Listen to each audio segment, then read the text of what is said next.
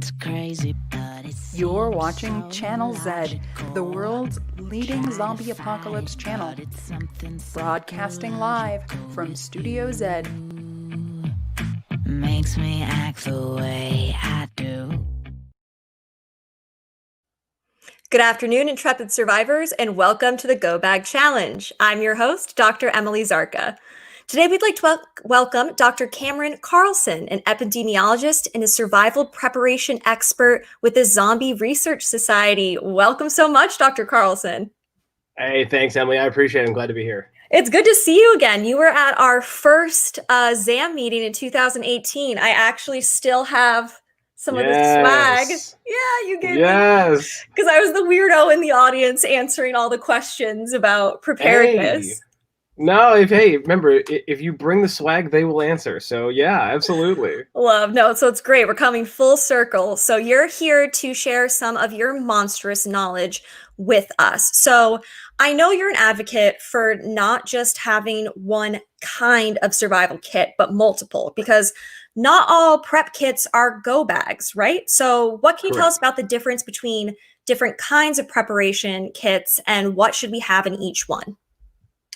Yeah, so like you said, there are multiple different go bags or kits, however you want to look at it. And it really comes down to the situation that you're in. So if you're able to stick around in one place, like in your house or anything like that, it's very advantageous to have either a trunk or a waterproof box that you can actually put enough food for yourself or your family to, survive on, water, you name it, and that you have a much larger area to live in. And that's if you're allowed to stay in one place. If you're not, let's say you have your truck or your car, or whatever the space is that you have, go to Home Depot, get a box, fill it with the things that you think you need for that extended period of time, but with the understanding that sometimes you may not be able to continue on with your vehicle. And then the last thing is, it hits the fan. You've got to get out of Dodge. For some reason, where you are not safe, and you got to throw the backpack on and go. That should be enough for about a week, 2 weeks. And those kind of are the three tiers of bags and kind of like materials that you need. Okay, so one for at home, one to get to your home if you can, and then one to get out of Dodge when you need to. Exactly. That makes perfect sense. So you said you need to have enough food and water for the members of your family. How much food and water do you recommend, let's say, for a week per person? So, it depends on how many people. So let's just say it's me and my wife, right? So it's two people. So you look at your caloric needs. So I would probably consume about 2,600 calories a day. She would probably consume a lot less. I'm not even going to approach that number. But I would say probably 12 solid meals that you could break out. Now, you can get those things from freeze-dried, Amazon, freeze-dried stuff, and it'll take it out a whole long time. So as long as you can get 12 solid meals for the week, you're good. Do you recommend, too, that people try these freeze-dried meals or some of their emergency rations? Because I think it's a common mistake people make that, you spend a couple $100 for that survival kit from Costco.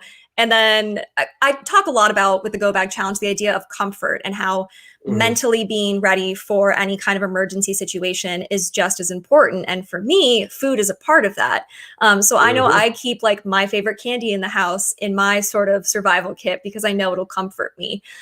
But what do we need to be doing to help us prepare mentally for these situations? So there's a couple of things you can do. One, like you said, tasting the food. I'll tell you, I did a video on YouTube a while ago.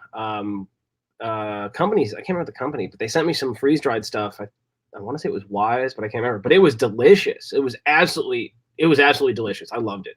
But try the food to make sure that you like it. Like if you can get sample packs, try it. Because if you don't like it, then that's just one more aspect of the apocalypse that's going to suck. The second thing is remember that your survival depends on your psychological mind frame. If you don't know what to do, or you have no ability to access resources that show you what to do, then that's going to cause so many different problems. So my next tip would be you need a book. You need a book to tell you how to survive. If you don't know it, then just get a book. I have a book called How to Live in the Woods. Love that book. It tells you book. Everything. Yeah. Yes, it tells you everything. And that's a great if book. You have that, it is. And if you have that book, even if you know nothing about survival, you can turn to the pages and go for it.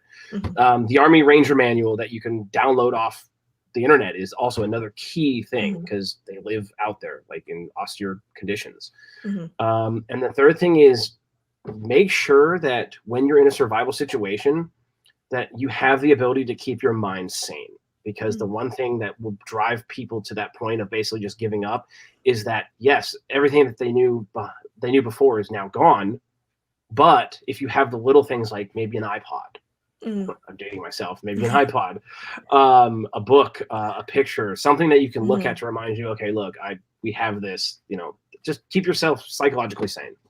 Absolutely. Even just the idea of photos, right? Like having printed photos of your loved ones to keep you going. Since we rely so much now on all these different digital and social media platforms. I know this is so embarrassing. I once a year will go and like choose my favorite photos and print them out into little books just in case, because, better safe than sorry. Yeah. It's not weird. Yeah, no, that's legit. So we have some great questions coming in right now about different kinds of survival tips for different environments. So from Athena, what if you live in the desert? Seems different from surviving in the woods. What would you recommend for survivors to think about their own environment around them? The best tips for survival? Yeah, so like I said, the woods is just one aspect of it. But a lot of the same concepts that you learn about surviving in the woods kind of goes into any environment. The main difference would be finding water, building a shelter, things of that nature. And the desert actually offers much greater capabilities to make water, to physically make water in a survival situation if you have the right tools. So it's a full circle coming back to, if you're in the desert and you don't have a book that says how to live in the woods, get online and read about how to live in the desert or how to survive in the desert. Or download that Army Ranger Manual, because that goes through shelter building. It goes through what you can and cannot eat, wilderness first aid, you name it. So if you live in an austere location like the desert, I mean, there you go. Read up on it and practice it. And this is something that's been coming up in all of these episodes, right? It's idea is now is the time to learn these things. It's not when you actually need to be knowing them. You need to be training and preparing ahead of time. Although another question involving the desert, we have a swimming pool, which is something unique to certain parts of the country here, right? How can I treat the water to make it safe for consumption? So there's a couple of ways you can do that. Now, the issue with swimming pool water is that there's chlorine in it.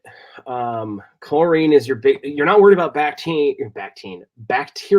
with a swimming pool water because you've got chlorine in it. Now, if the chlorine hasn't been treated for a long time, there's a couple ways to do it. If you can distill it, that's one way, but that's real hard to do without an apparatus.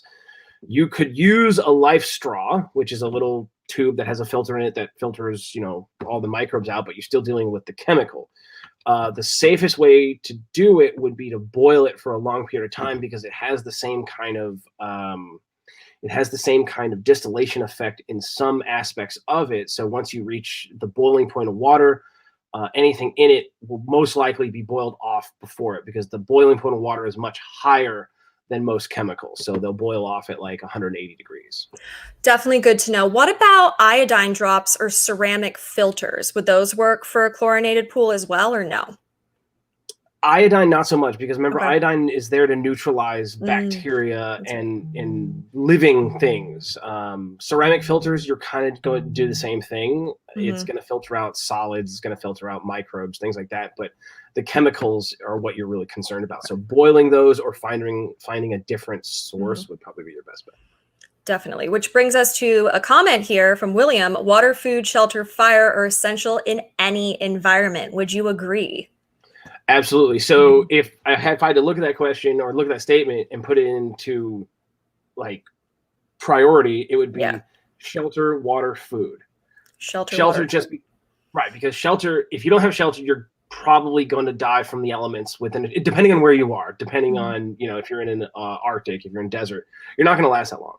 Water, you can only go about 4 or 5 days without water, max. Like, that's stretching it. And food, you can go up to 2 weeks. You're not going to have a great time doing it. It's a great weight loss program, but you're not going to have a really fun time. But if you don't have those three things, you're done. It's like a triangle. You take away one of those legs, you're done. Shelter, water, fire. Okay, so what sort of things should we try to have in our different survival kits? Like, let's say top 3 items that you would recommend to have in all of them. So I would say, top 3 things. I would say a water filtration system, whether that's iodine, a life straw, you name it, a knife, and a tarp.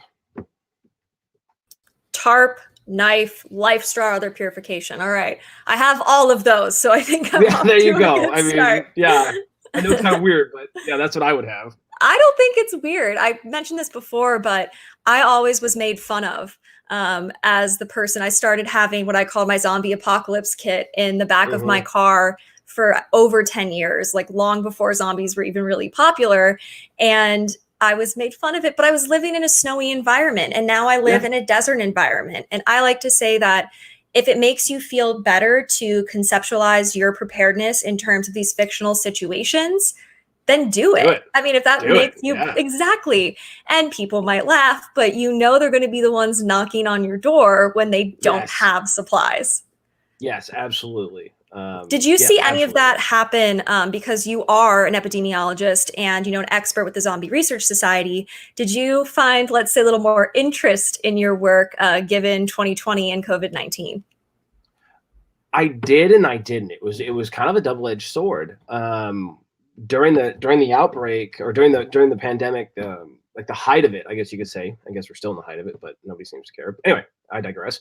There was a lot more interest in what I thought about what the virus was doing, how it was going to affect the food supplies, things like that. And a lot of individuals were like, well, what do we do? Like, what should we stock up on? And in Virginia, especially, a very heavily armed state, ammunition and food was a really big one. People thought that the grocery stores were going to shut down, that the lockdown was going to be enforced by martial law. And so it was kind of one of those things that's like, okay, no, let's take a step back, understand that this isn't going to happen. This is the natural progression of things. And we haven't reached that point. The mortality rate's not that great. So yeah, I think a lot of panic could have been avoided, at least what we saw here in Arizona, if people had been prepared. As depressing as it seems, or maybe as positive as it seems, I was like, okay, I've kind of been preparing for this for a while. But it's interesting you mentioned Virginia. We have another comment here from William. Some environments have more shelter ops than others. So what kind of essential items would help us limit exposure to the elements in our survival kit? So you mentioned the tarp. Is there anything else that we would want to have? Long sleeve clothing is, and it's weird. I know that sounds kind of strange, especially in the desert, but as you know, it gets really cold in the desert. Long sleeve clothing, a tarp, a hat, and honestly, a shovel. Okay. So the reason I say that is because if you're in a survival situation, both in the desert and it doesn't matter, desert, Arctic, Virginia, like where it's like got woods, dig a hole, put yourself in the hole, put the tarp over the hole. There you go. Yep. Okay. You're protected from the elements. All right, shovel. I'll have to add that to my list. I would also, obviously long sleeves important in the desert. I'm extremely pale. So I know for me, sunburn and sun exposure would actually be a huge issue. That's a huge problem. I would also advocate for duct tape to help you make a shelter relatively lightweight. And this came up, we had a medievalist on, a medieval historian yesterday, who was saying that we need to prioritize things like metal and plastic and duct tape because when stuff gets worse and hits the fan, we won't be able to get those resources. Yeah, or paracord for that matter. Paracord, yes. And paracord is relatively easy to get a hold of. I know you can get the little bracelets. You can get it for super cheap. Yeah, definitely. Yeah. Like 200 feet for $10 or something. I don't know. Amazon.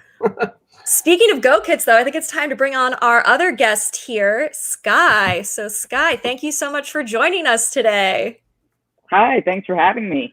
Of course. So, Skye, I know you have your go bag that we are going to take a peek at. So I'll pull that up real quick and then we can evaluate what you have going on.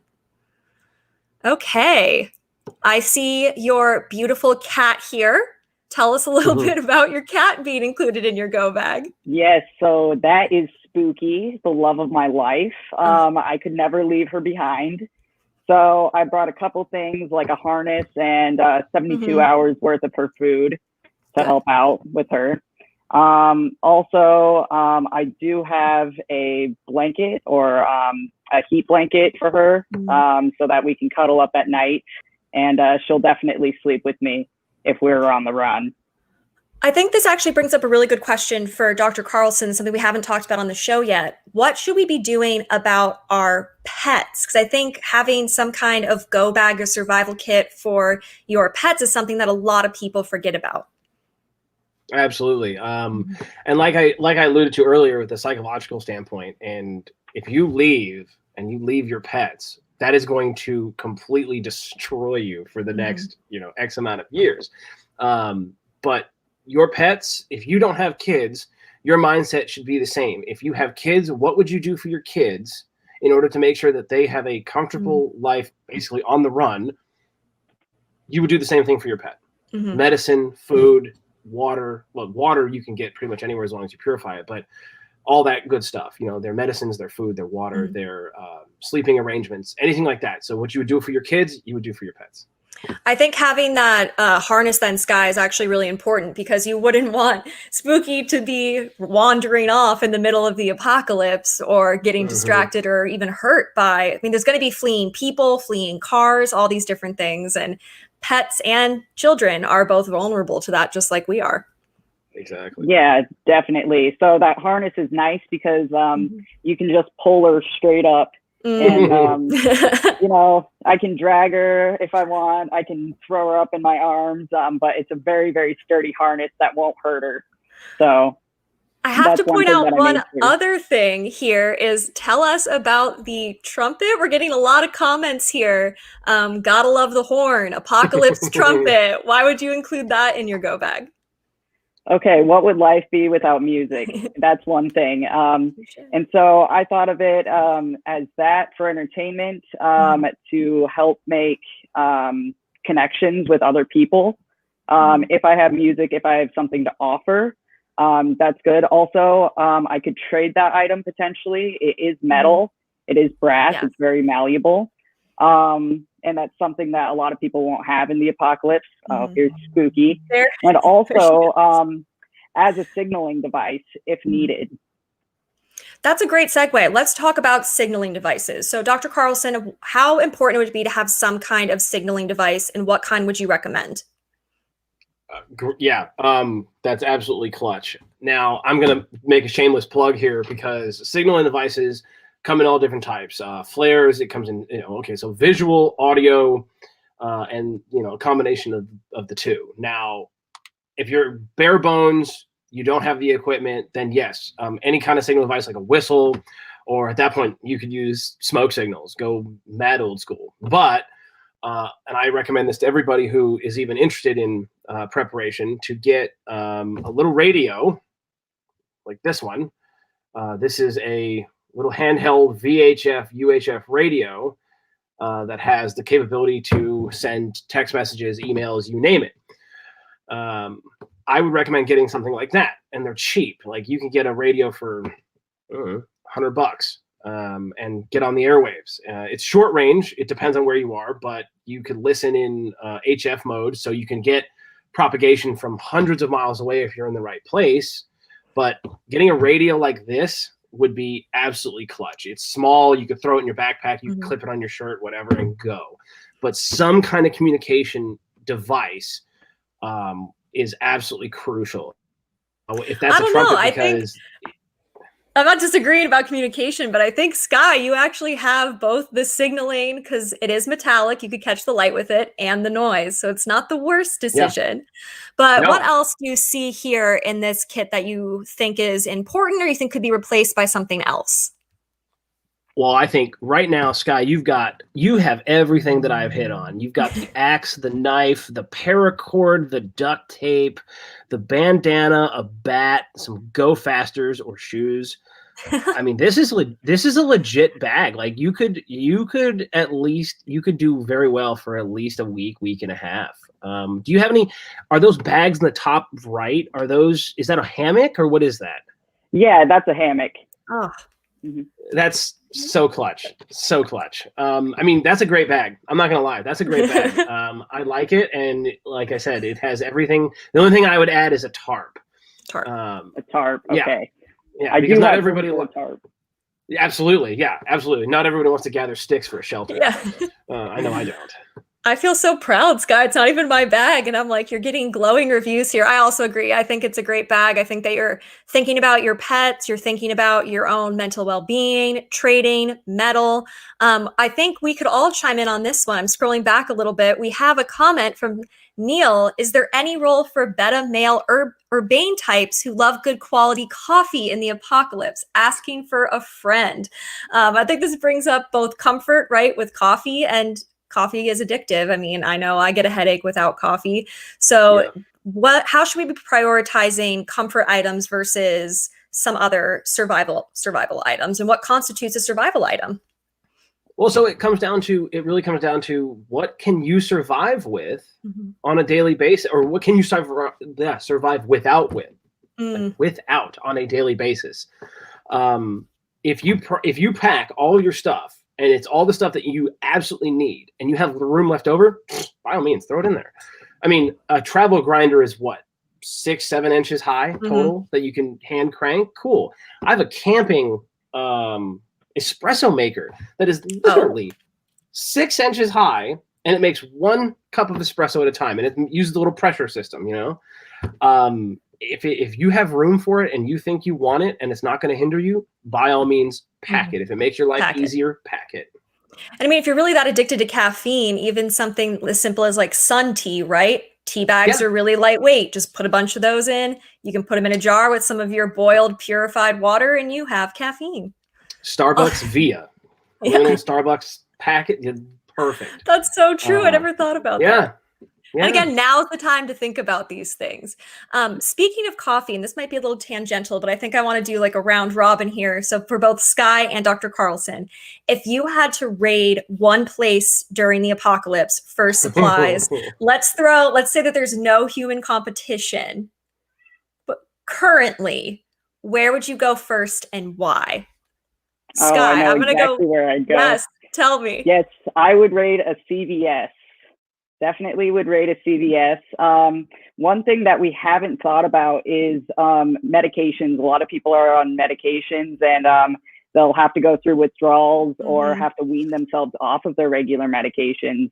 So that's one thing that I was thinking about. And I do have have some backup medications in my first aid kit there in the picture. So that's something big. Also, you could get all of your medical supplies. You could get different medications to trade. Antibiotics would be good. That's something that I don't have.